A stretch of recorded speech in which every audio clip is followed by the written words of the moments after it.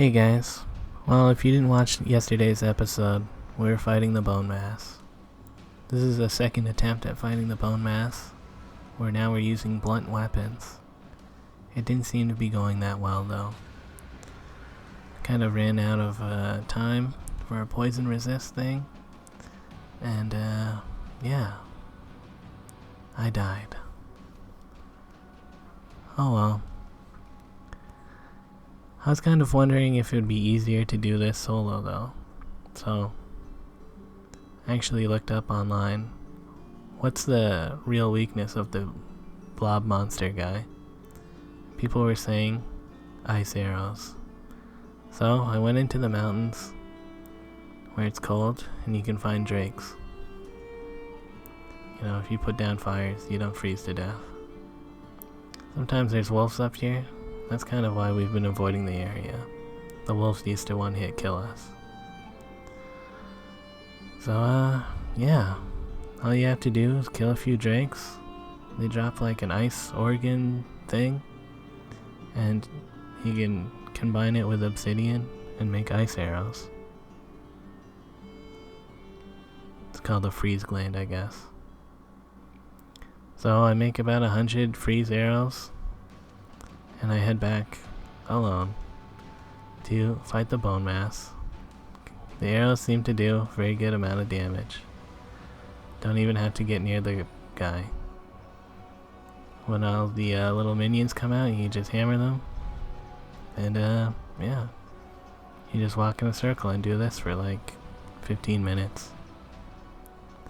You know, things were going pretty well. Until at one point my bow broke. Thought maybe I could just club him to death from here, but again, because of all the poison and getting hit, I don't know. I guess I was just like, maybe I should just save this fight for later anyways. So I leave the swamp. And yeah, repair all my shit. But, you know what? What if I actually just went back to the swamp and killed him now? Now that all my stuff is fixed. And my health is full. So, a little bit, I kind of feel like a bastard for going and killing the Bonemass alone. Especially since I looked up online how to do it. Just use ice arrows. Oh well. You know, there is a part of me that thinks like, maybe this is just how I'm gonna have to play the game. I got the wishbone, which will let me go and get some more advanced items and stuff. You can find secret things now. Kind of a neat way to gate the item progression. Here's like a silver vein in a mountain. That's what I need to make the next tier of items. So, yeah, you know, when I look at the time that I put into the game, it's about 130 hours. Everyone else is sitting about 50 hours, you know, at the high end. And I'm kind of wondering if I'm ruining other people's experiences of the game, you know, building all these things. There was like a week ago when Don and I explored some of the mountaintops. We probably could have figured out how to make the arrows on our own.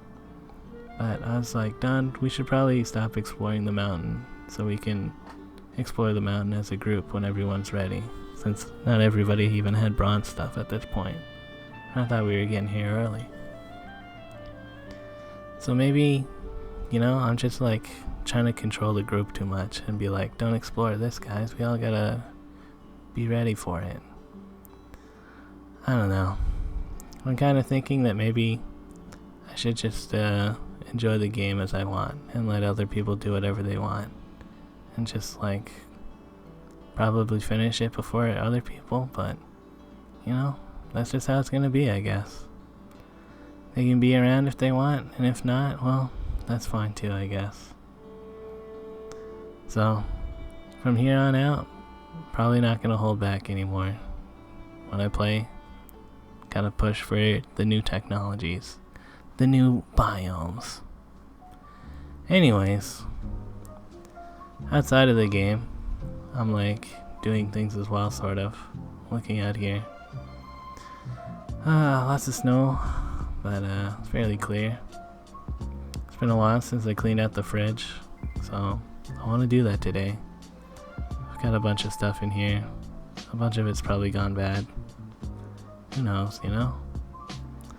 Like looking in the back here, I didn't even know I had whatever this thing is. Cream cheese. So I'm just gonna throw out a bunch of stuff.